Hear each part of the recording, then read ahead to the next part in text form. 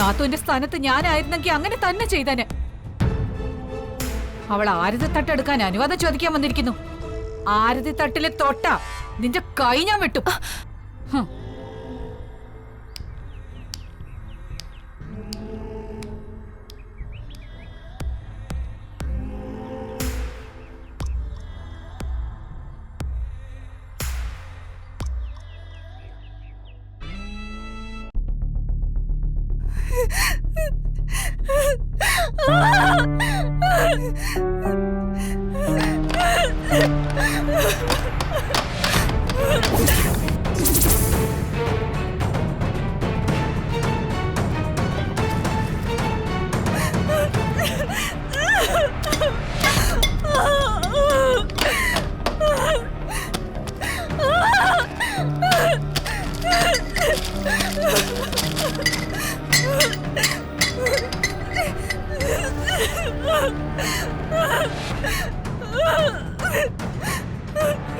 എല്ലാരും കൂടെ എന്നെ ചോദിച്ച് അപമാനിച്ചു.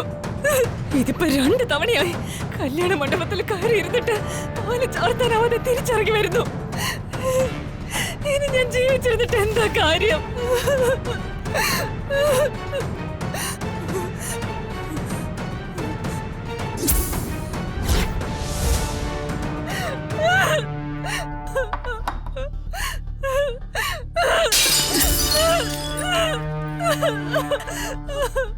മോളെ നീ എന്താ കാണിക്കുന്നേ? നിനക്കെന്താ ഭ്രാന്ത് പിടിച്ചോ? അതെ, എനിക്ക് ഭ്രാന്താ. എല്ലാരും കൂടി എന്നെ ഭ്രാന്ത് പിടിപ്പിക്കുക. ഞാൻ ഇത്രയും നേരം പിടിച്ചു നിന്ന് എങ്ങനെയാന്ന് എനിക്കെന്നെ അറിയില്ല. എനിക്കിനി ജീവിക്കണ്ട, എല്ലാം നശിപ്പിക്കും ഞാൻ. മോളെ മോളെ നിക്കടി, നിക്ക് മോളെ. മോളെ നീ ഒന്ന് ക്ഷമിക്ക്, നമുക്ക് എല്ലാത്തിനും പരിഹാരം ഉണ്ടാക്കാം. എന്ത് പരിഹാരമാ? ഒരു പരിഹാരവും ഇല്ല. അവളെ ഞാൻ കൊല്ലും, എന്നിട്ട് ജയിലിൽ പോവും. എനിക്ക് കിട്ടാത്ത ജീവിതം അവൾക്ക് കിട്ടാൻ ഞാൻ സമ്മതിക്കില്ല.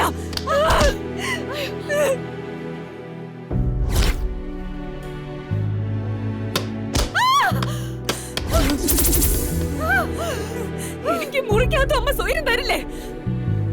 ഒന്ന് ഇറങ്ങിപ്പോ. അതിന് ഞാൻ എന്ത് തെറ്റ് ചെയ്തിട്ടാ? ഇറങ്ങിപ്പോവാൻ. പോകുന്നതാ നല്ലത്.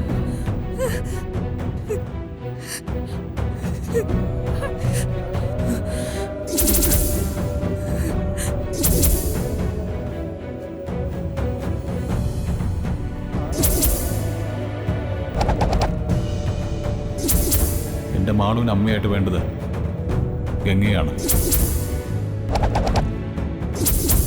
എന്റെ മനസ്സിലും ഗംഗയാണ്.